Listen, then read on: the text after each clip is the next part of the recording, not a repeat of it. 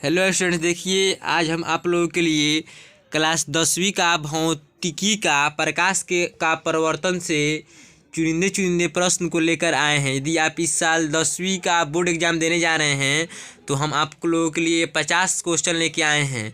और यदि आप सभी का जवाब दे देते हैं, अच्छे से देख लेते हैं, तो इससे आपको बोर्ड एग्जाम में एक भी आउट वाला क्वेश्चन, यानी कि इससे बाहर एक भी क्वेश्चन नहीं आएगा। कहीं ना कहीं क्वेश्चन इसी से मिलता जुलता आपको 18 तारीख को देखने को मिल जाएगा। चलिए हम अपने वीडियो को शुरुआत करते हैं। शुरुआत करने से पहले आपसे अनुरोध है कि आप हमारे चैनल को सब्सक्राइब करना ना भूलें। हमारे चैनल का नाम है Irish study point. Irish study point. देखिए हम लोग का पहला क्वेश्चन जो है उस बोल रहा है कि गोलीय दर्पण के परावर्तन पृष्ठ की वृत्ताकार सीमा रेखा का व्यास कहलाता है। इसका राइट आंसर जो होगा क्या होगा? गोलीय दर्पण का द्वारक।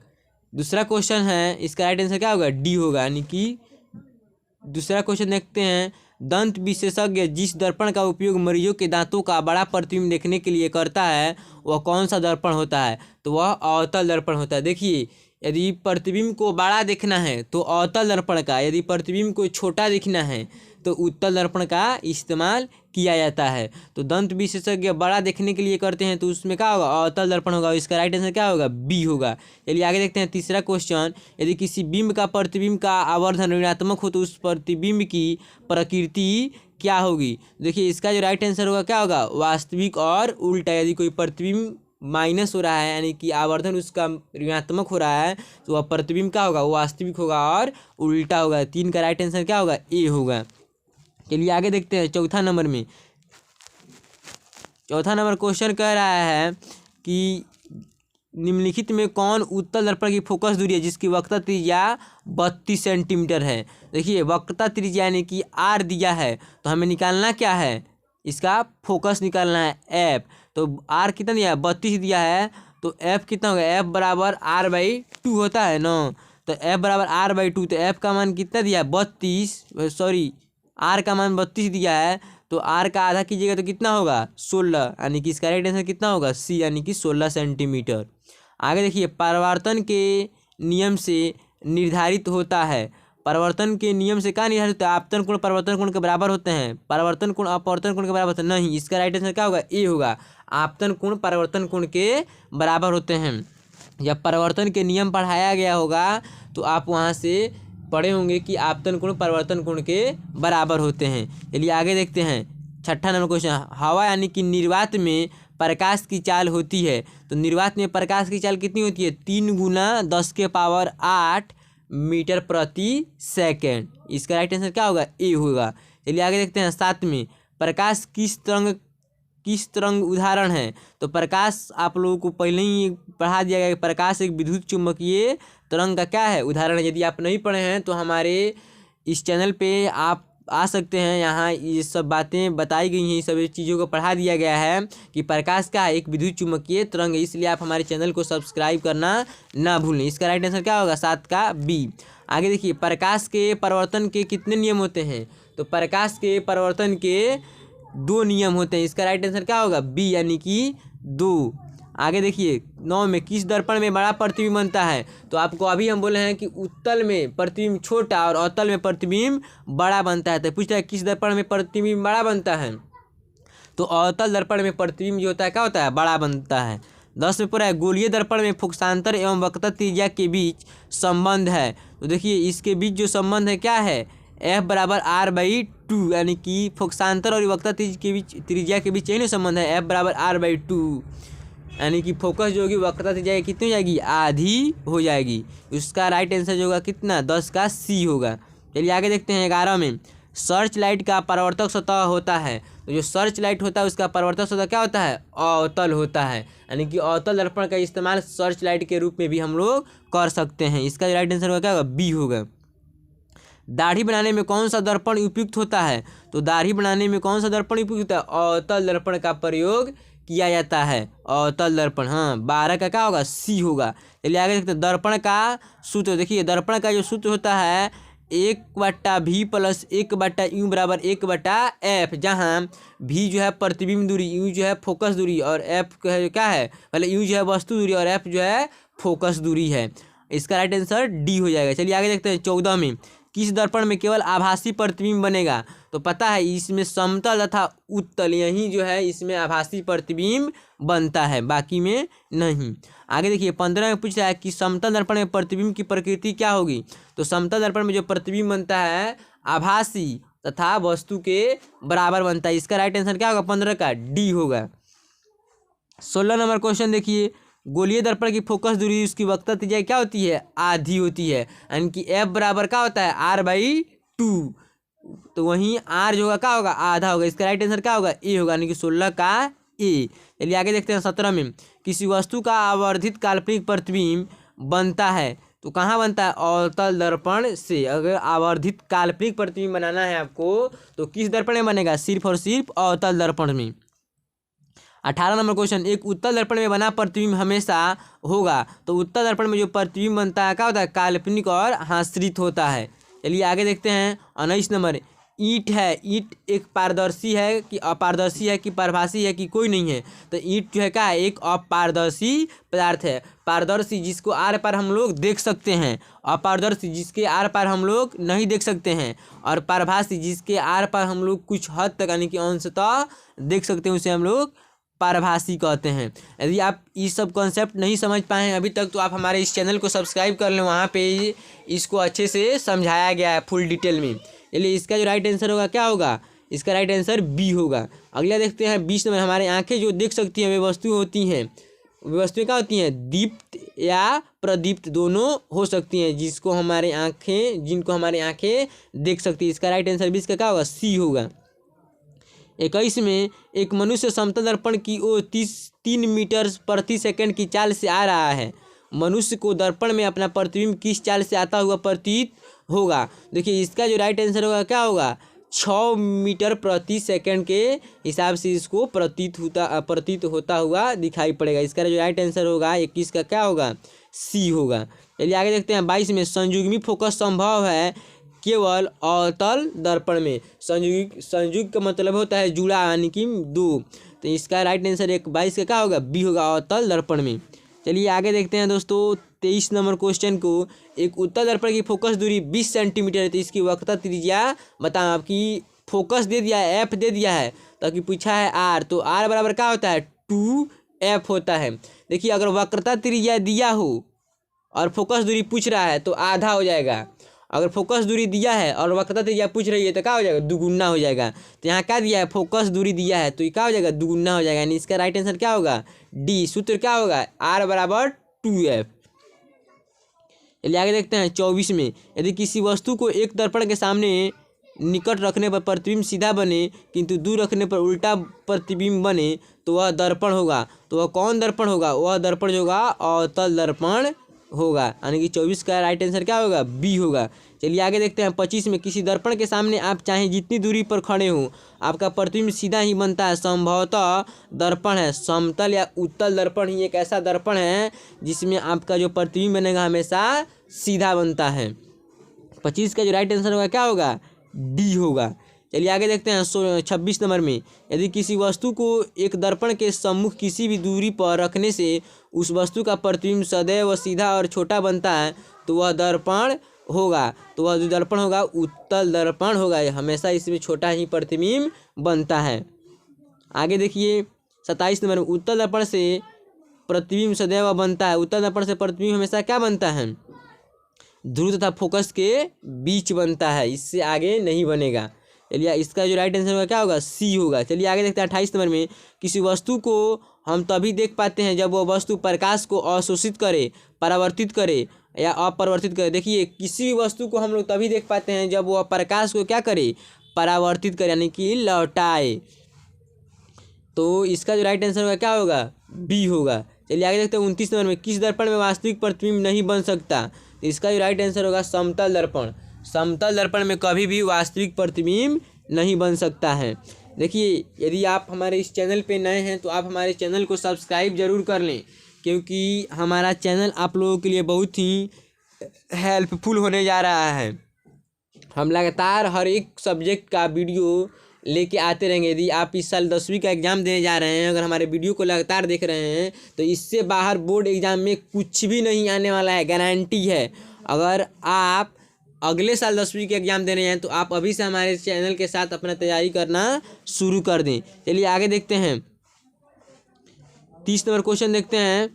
बोल रहा है कि अवतल दर्पण के फोकस से चलती किरणें परावर्तन के बाद क्या होती है। तो परावर्तन के बाद जो होती है प्रधान अक्ष के समानांतर हो जाती है। यदि अवतल दर्पण के फोकस से चलती किरण परावर्तन के बाद जो होगा प्रधान अक्ष के समानांतर हो जाता है। इसका जो राइट आंसर होगा क्या होगा, ए होगा। चलिए आगे देखते हैं 31 में, क्या समतल दर्पण में बने प्रतिबिंब को पर्दे पर उतार सकते हैं। इसका जो राइट आंसर होगा क्या, नहीं। हम लोग समतल दर्पण में जो प्रतिबिंब बनता है उसको पर्दे पर नहीं उतार सकते हैं। इसका राइट आंसर बी होगा। चलिए आगे देखते हैं 32 में, प्रकाश की एक किरण किसी समतल दर्पण पर 60 डिग्री का कोण बनाते हुए टकराती है तो उसका परावर्तन कोण होगा।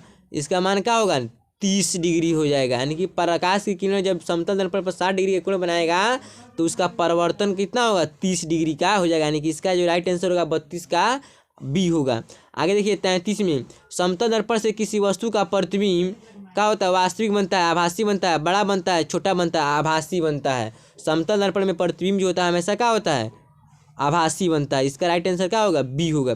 चलिए आगे देखते हैं, किसी वस्तु का अवतल दर्पण द्वारा बना प्रतिबिंब आभासी, सीधा तथा वस्तु से बड़ा पाया गया तो वस्तु की स्थिति कहाँ होनी चाहिए। तो वस्तु की जो स्थिति होगी दर्पण के ध्रुव तथा मुख्य फोकस के बीच होगा। यानी कि दर्पण के ध्रुव तथा मुख्य फोकस के बीच यदि वस्तु को रखते हैं तो उसका प्रतिबिंब आभासी, सीधा तथा वस्तु से बड़ा होगा। यानी कि 34 का जो राइट आंसर क्या होगा, डी होगा। चलिए आगे देखते हैं 35 में, निम्नलिखित में किस दर्पण द्वारा किसी वस्तु का वास्तविक प्रतिबिंब मिल सकता है। अगर हमें वास्तविक प्रतिबिंब चाहिए तो हमें अवतल दर्पण के द्वारा ही वास्तविक प्रतिबिंब मिल सकता है। बाकी आपको उत्तल दर्पण में या समतल दर्पण में आपको वास्तविक प्रतिबिंब नहीं मिल सकता। यानी कि इसका राइट आंसर होगा क्या होगा, सी होगा। चलिए आगे देखते हैं 36 में, उत्तल दर्पण द्वारा बना प्रतिबिंब होता है। उत्तल दर्पण में जो भी प्रतिबिंब बनता है हमेशा क्या होता है, सीधा होता है। उत्तल दर्पण द्वारा बना प्रतिबिंब हमेशा सीधा होता है। यानी कि 36 का जो राइट आंसर होगा क्या होगा, ए होगा। चलिए आगे देखते हैं 37 में, अवतल दर्पण में आवर्धित काल्पनिक प्रतिबिंब बनाने के लिए वस्तु को कहाँ रखा जाता है। अवतल दर्पण में आवर्धित काल्पनिक प्रतिबिंब बनाने के लिए वस्तु को आपको फोकस के अंदर रखना होगा। यदि आप फोकस के अंदर वस्तु को रखते हैं तब प्रतिबिंब जो होगा आवर्धित काल्पनिक बनेगा। यानी कि इसका जो राइट आंसर होगा क्या होगा, बी होगा। चलिए आगे देखते हैं 38 में, एक गोलीय दर्पण द्वारा बने प्रतिबिंब का आवर्धन ऋणात्मक हो तो प्राप्त प्रतिबिंब। देखिए यदि गोलीय दर्पण में प्रतिबिंब का आवर्धन जो आ रहा है ऋणात्मक हो रहा है तो वह प्रतिबिंब कैसा होना चाहिए, तो प्रतिबिंब उल्टा होगा। यानी कि 38 का जो राइट आंसर होगा क्या होगा, ए होगा। चलिए आगे देखते हैं 39 में, साइड मिरर के रूप में उपयोग होता है। तो साइड मिरर के रूप में हम लोग किसका इस्तेमाल करते हैं, उत्तल लेंस का। क्योंकि प्रतिबिंब को अगर आपको छोटा देखना है तो उत्तल लेंस, प्रतिबिंब को आपको बड़ा देखना है तो अवतल लेंस। तो हमें प्रतिबिंब को छोटा करके देखना पड़ता है साइड मिरर में, इसलिए यहाँ उत्तल लेंस का इस्तेमाल किया जाता है। यानी कि 39 का जो राइट आंसर होगा क्या होगा, ए होगा। चलिए आगे देखते हैं 40 में, सोलर कुकर में व्यवहार किया जाता है। तो सोलर कुकर में अवतल दर्पण का व्यवहार किया जाता है। यानी कि 40 का जो राइट आंसर होगा क्या होगा, ए होगा।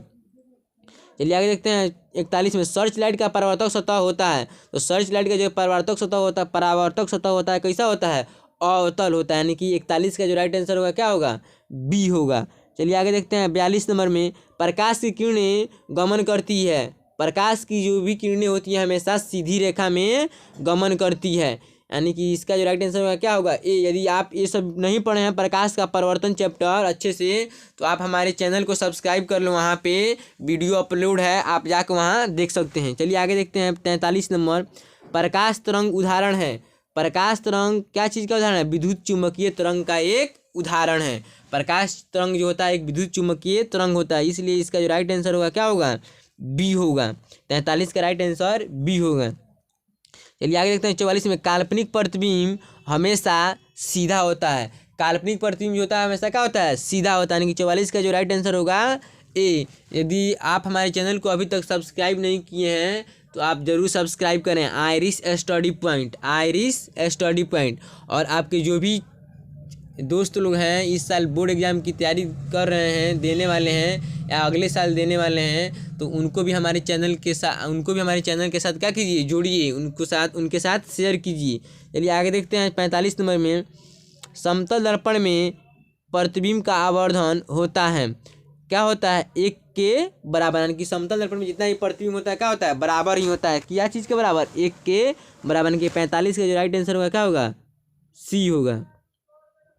आगे देखिए कह रहा है कि 46 में, उत्तल दर्पण में परावर्तक सतह पर लंबवत गिरती किरणें फोकस पर क्या होती है, यानी कि अपसारित हो तो लगती, यानी कि होती हुई लगती है, अपसारित होती हुई लगती है, यानी कि इसका जो राइट आंसर होगा क्या होगा, डी होगा। 46 का राइट आंसर जो होगा डी होगा। चलिए आगे देखते हैं 47 में, गोलीय दर्पण में परावर्तन के नियम का पालन नहीं होता है दर्पण की प्रकृति के अनुसार होता है, वहाँ विस्तृत परिवर्तन होता है। देखिए गोलीय दर्पण में परिवर्तन के नियम का पालन होता है, यानी कि इसका जो राइट आंसर होगा क्या होगा, बी होगा। 47 का राइट आंसर बी होगा। चलिए आगे देखते हैं, गोलीय दर्पण में दूरियों को सदा किसके सापेक्ष मापते हैं, गोलीय दर्पण में दूरियों को सदा हम लोग ध्रुव के सापेक्ष मापते हैं, यानी कि 48 का जो राइट आंसर होगा क्या होगा, ए होगा, ध्रुव के सापेक्ष। 49 नंबर कह रहा है कि अनंत पर स्थित किसी बीम का प्रतिबिंब अवतल दर्पण के फोकस पर बनता है, उसका आवर्धन क्या होगा, तो उसका जो आवर्धन होगा क्या होगा, जीरो होगा, यानी कि मैग्नीफिकेशन उसका क्या होगा, जीरो होगा। आवर्धन को अंग्रेजी में मैग्नीफिकेशन कहते हैं, उसका क्या होगा, जीरो होगा, m=0। चलिए आगे देखते हैं 50 में, मोटर गाड़ी के चालक के सामने लगा रहता है उत्तल दर्पण। देखिए ये सामने पूछ रहा है, साइड मिरर अगर पूछता तो भी उत्तल दर्पण होता, लेकिन ये कहाँ कर रहा है, मोटर गाड़ी के चालक के सामने एक साइड मिरर था, दोनों का आंसर क्या होगा, उत्तल दर्पण होगा। इसका राइट आंसर क्या होगा, उत्तल दर्पण। 50 का बी होगा। आगे देखिए, किसी अवतल दर्पण द्वारा आभासी, यानी कि आभासी को हम लोग काल्पनिक भी कहते हैं, सीधा और आवर्धित प्रतिबिंब तब बनता है जब वस्तु या बीम की स्थिति होती है, क्या होगा, दर्पण और ध्रुव और फोकस के बीच अगर हम लोग रखेंगे वस्तु को, तब उसका प्रतिबिंब काल्पनिक, सीधा और आवर्धित जाकर होगा। चलिए आगे देखते हैं 52 नंबर पे, कि एक अवतल दर्पण में वस्तु बीम की स्थिति फोकस और ध्रुव के बीच हो तो प्राप्त प्रतिबिंब होगा। इसका जो राइट आंसर होगा क्या होगा, सी होगा। यदि हम लोग दर्पण में की स्थिति देखें ध्रुव के बीच, तो उसका राइट आंसर क्या होगा, आभासी और बड़ा होगा। आभासी को हम लोग क्या कहते हैं, काल्पनिक भी कहते हैं। चलिए आगे देखते हैं 53 नंबर में, अवतल दर्पण की फोकस दूरी उसकी वक्रता त्रिज्या क्या होती है, आधी होती है, यानी कि 53 का जो राइट आंसर होगा क्या होगा, बी होगा। 54 नंबर क्वेश्चन कर रहा है कि कहाँ पर स्थित होने से वस्तु का प्रतिबिंब अवतल दर्पण के फोकस पर बनता है, तो अनंत पर हम लोग अगर वस्तु को रख दें तो प्रतिबिंब कहाँ, फोकस पर, दर्पण के फोकस पर बनता है, अनंत पर रखने पर। तो 54 का जो राइट आंसर क्या होगा, डी होगा। आगे देखिए 55, निम्नलिखित में किसके द्वारा एक बिंदु स्रोत से समानांतर किरण पुंज मिल सकता है, तो अवतल दर्पण, उत्तल दर्पण, ए और बी दोनों, इनमें से कोई नहीं। तो अवतल दर्पण से हमें समानांतर किरण पुंज मिल सकता है, यानी कि 55 का जो राइट आंसर होगा क्या होगा, ए होगा। चलिए आगे देखते हैं 56 में, वस्तु से छोटा और आभासी प्रतिबिंब इनमें किस दर्पण से प्राप्त होता है, तो वस्तु से छोटा यदि आपको चाहिए तो आपको उत्तल दर्पण में जाना होगा। बार बार हम आपको बोल रहे हैं कि वस्तु से छोटा प्रतिबिंब चाहिए तो उत्तल दर्पण, और वस्तु से बड़ा प्रतिबिंब चाहिए तो अवतल दर्पण, यानी कि इसमें क्या पूछ रहा है, छोटा, तो इसका राइट आंसर क्या होगा, डी, यानी कि उत्तल दर्पण। आगे देखिए, निम्नलिखित में किस दर्पण द्वारा किसी वस्तु का आभासी प्रतिबिंब प्राप्त किया जा सकता है, तो आभासी प्रतिबिंब तीनों प्रकार के दर्पणों में हम लोग प्राप्त कर सकते हैं। यदि आप आभासी प्रतिबिंब चाहते हैं, तीनों कहने का मतलब होगा उत्तल दर्पण, अवतल दर्पण तथा समतल दर्पण में। चलिए आगे देखते हैं 58 में, 58 में क्वेश्चन का परिवर्तन का कोण होता है, परिवर्तन का जो कोण होता है क्या होता है, परावर्तित किरण और दर्पण की सतह पर खींचे गए अभिलंब के बीच के कोण को हम लोग क्या कहते हैं, परावर्तन के कोण के नाम से जानते हैं, यानी कि 58 का जो राइट आंसर क्या होगा, डी होगा। चलिए आगे देखते हैं, बस तो आज के लिए इतना ही। अब हम अगले वीडियो लेके आए हैं, अपवर्तन के लिए लेके आएंगे। चलिए थैंक यू।